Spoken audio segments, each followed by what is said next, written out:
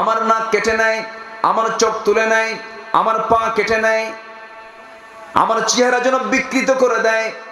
কিয়ামতের দিন আমি যখন তোমার সামনে চোখ ছাড়া, নাক ছাড়া, কান ছাড়া যখন তোমার সামনে হাজির হয়ে যাব, আল্লাহ তুমি সেই সময় আমাকে যখন প্রশ্ন করে বলবে, ও আব্দুল্লাহ তোর আজকে কান নাই, চোখ নাই, নাক নাই কেন, কি হয়েছে? সে সময় বলবো ফিমা যদি আনফু কদুনুক, তোর কেন কান নাই, কেন নাক নাই? সে সময় বলবো আল্লাহ তোমার জমিনে তোমার দিন কায়েম করতে গিয়ে কাফেররা আমার নাক কান কেটে নিয়েছে, তোমার জন্য আমি এটা করেছি। আল্লাহ বলবেন, ও আমার আব্দুল্লাহ আজকে কোনো হিসাব নেই, তোকে আমি সরাসরি জান্নাত দিয়ে দিলাম। যেরকম সুবহানাল্লাহ। আমার বন্ধুগণ, রাসূল কেমন ছিলেন? রাসূল মানুষ ছিলেন। কুল ইন্নামা আনা বাশারুম মিসলুকুম ইউহা ইলাইয়া আন্নামা ইলাহুকুম ইলাহু ওয়াহিদ। সূরাতুল কাহফ আয়াত নম্বর 110 সব লিখে নেন।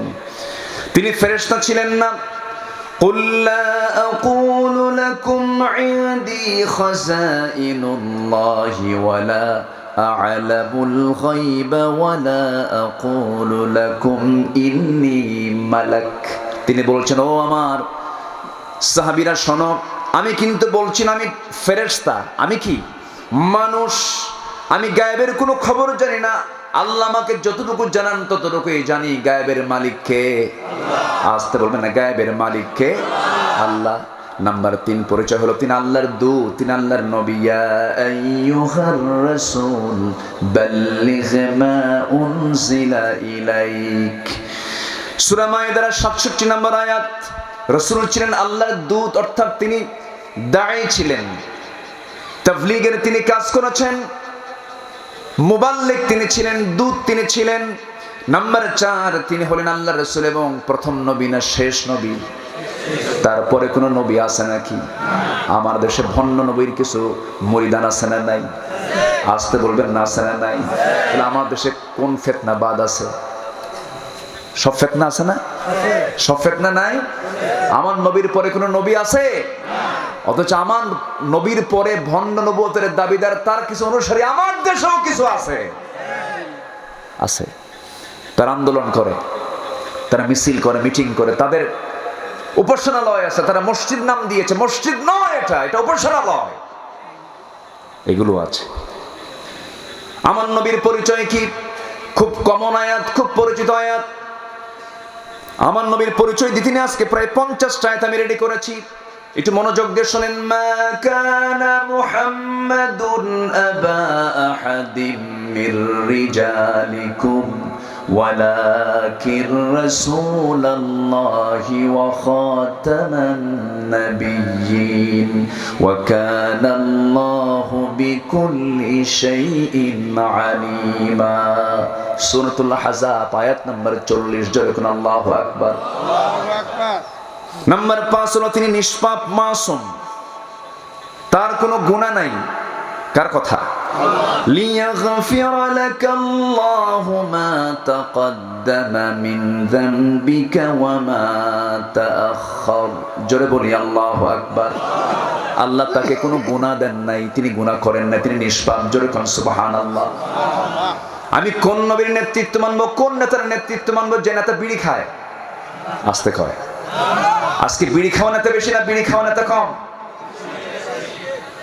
আরেকটা প্রশ্ন করি, এখানে যারা বসে আছেন, বিড়ি খাওয়া লোক বেশি না বিড়ি ছাড়া লোক বেশি? আরেকটা পেঁচা লাগাই দিলাম। হয়তো মনে মনে চিন্তা করছেন, কমিটির ভাইরা কোন হুজুরে নিয়ে আসলেন বিড়ি খাওয়া বন্ধ করে দিচ্ছে, এরকম রাগ করতেছেন নাকি আপনারা? এদেশের মুসলমান যে পরিমাণ বিড়ি খায়, যে পরিমাণ নেশা করে,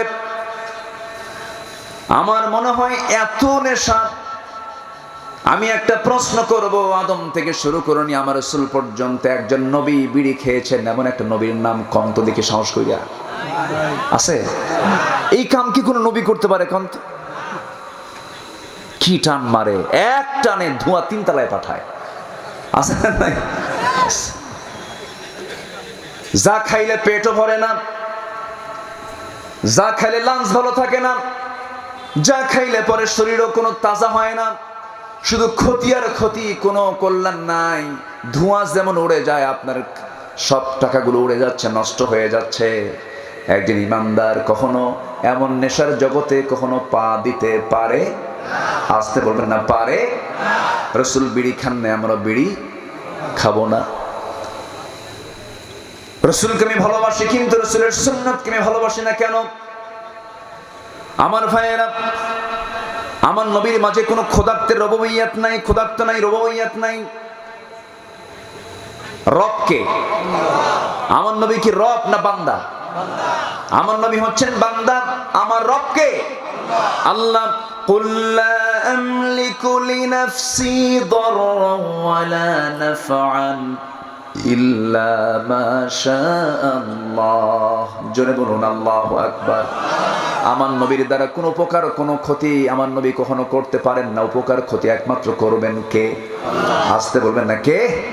আল্লাহ তাআলা করবেন। বরং আমার নবীজি নাম্বার 7 গুণ হলো আল্লাহর ইবাদতের প্রতি তিনি আহ্বানকারী ছিলেন। তিনি দাওয়াত দিয়েছেন, ওয়া'বুদুল্লাহা ওয়া লা তুশরিকু বিহি শাইআন ওয়া বিল ওয়ালিদাইনি ইহসানা। সূরা নিসা আয়াত নাম্বার 36। লম্বা আয়াত বলবো, কখন সময় তো চলে যাচ্ছে, একটু আয়াতগুলো টাচ করে যাচ্ছে, অনেকে মনে বিরক্ত হচ্ছেন। কুড়িগ্রামে বহুদিন আগে একটা মাহফিল করতে গেছে, আমারে বলে, হুজুর আপনি এত আরবি কন কেন, বাংলা কন। এরকম লোকও কিন্তু আমার দেশে আছে। কোরআন শুনতে হলে ধৈর্যের দরকার, একটু মনোযোগ দিয়ে শোনেন।